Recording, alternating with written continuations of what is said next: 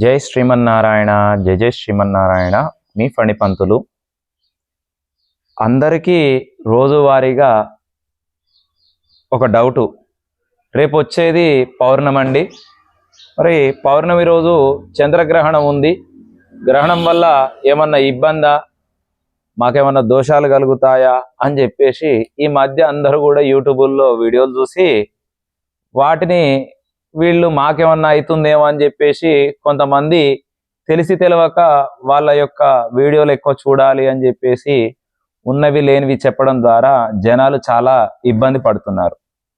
మరి అసలు ఈ చంద్రగ్రహణం వల్ల ఎవరికేమన్నా ఇబ్బంది జరుగుతుందా ఏంటి?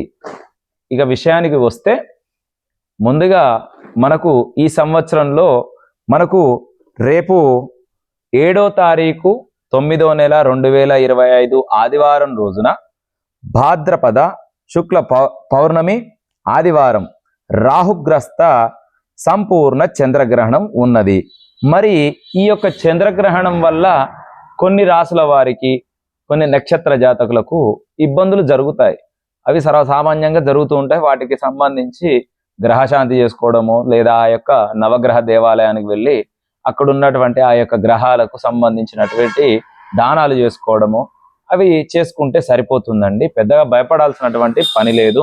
మీరు రకరకాల పనులు చేస్తూ ఉంటారు, మాకేదో జరుగుతూ ఉంటుంది, ఏదన్నా ఇబ్బంది అవుతుందేమో అని చెప్పేసి భయపడి మీరు పనులు మానుకోకండి. కేవలము ఈ సంవత్సరము ఈ యొక్క గ్రహణం ఏ సమయం నుంచి ఏ సమయం వరకు ఉంటుంది, మరి దాని వివరానికి వచ్చినట్లయితే, ఈ సంవత్సరంలో రేపు పౌర్ణమి రోజు మనకు రాత్రి 9:56 మొదలవుతుందండి. అక్కడి నుంచి మొదలుకొని 1:26 వరకు సంపూర్ణంగా ఈ యొక్క గ్రహణం అనేది ఉండడం జరుగుతుంది. దీంట్లో ఈ యొక్క స్పర్శకాలము 9:56, మధ్యకాలం వచ్చేసి 11:41, పూర్తి మోక్షకాలం వచ్చేసి ఈ యొక్క 1:26 వరకు, మొత్తము కూడా 3:30 గంటల వరకు ఈ యొక్క గ్రహణం అనేది ఉన్నదండి. దాన్ని గమనించుకొని, అయినా రాత్రి సమయం నందు ఈ యొక్క గ్రహణం పడుతుంది కాబట్టి దీన్ని ఎవరు కూడా చూడకపోవచ్చు. కావున యథావిధిగా మీరు రోజువారీ యొక్క కార్యక్రమాలు చేసుకోండి. ఆ తర్వాత తెల్లారే నిద్ర లేచుకున్న తర్వాత ఇల్లంతా కూడా శుద్ధి చేసుకొని గోపంచకము, పసుపు నీరుతో శుద్ధి చేసుకోండి. మీ ఇంట్లో ఉన్నటువంటి దేవాలయంలో ఉన్నటువంటి దేవుళ్ళనన్నీ కూడా శుద్ధి చేసుకొని యథావిధిగా వాటికి దీపారాధన, నిత్యారాధన చేసుకొని కాస్త బెల్లం, పప్పు ముక్క నైవేద్యం పెట్టేసుకోండి, సరిపోతుంది. ఈ విధంగా మనకు రేపు పౌర్ణమి రోజు గ్రహణం ఉన్నదండి.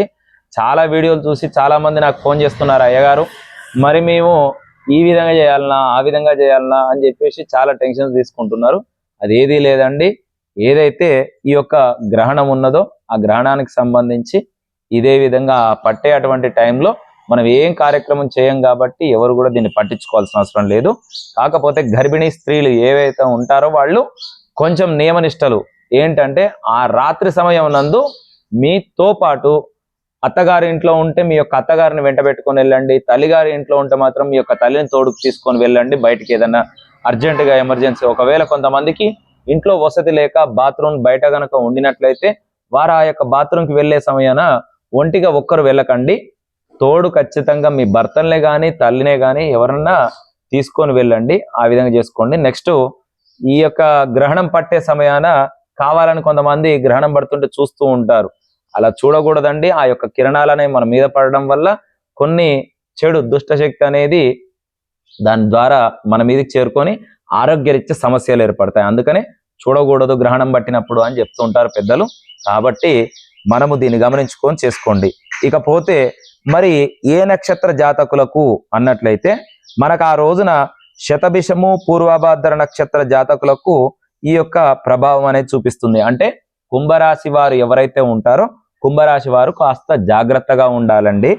ఆ సమయమునందు అంటే గ్రహణం పట్టే సమయం నందు మనకు శతభిష నక్షత్రము, పూర్వభాద్ర నక్షత్రము నడుస్తుంది కాబట్టి ఆ సమయం నందు ఈ నక్షత్ర జాతకులు ఎవరైతే ఉంటారో కాస్త వారు జాగ్రత్త వహించుకోవాలి. తెల్లారి స్నానాధికారాలు చేసుకున్న తర్వాత మీ దగ్గరలో ఉన్నటువంటి ఆంజనేయ స్వామి నవగ్రహ దేవాలయాలు ఉంటే అక్కడికి వెళ్ళేసి ఆ యొక్క గ్రహానికి సంబంధించినటువంటి రాహుగ్రస్త గ్రహణం కాబట్టి రాహుకి మినపధాన్యం మినుములు ఉంటాయి కదండి, మినుములు కాస్త తీసుకొని వెళ్ళేసి ప్రదక్షిణ చేసుకొని మినుములు ఆ యొక్క గ్రహం దగ్గర మీరు అయ్యవారికి అప్పచెప్పేసి రండి, సరిపోతుందండి. ఈ విధంగా మనకు గ్రహణం ఉంది, అందరూ టెన్షన్ తీసుకోకండి, యథావిధిగా మీ పనులు చేసుకోండి.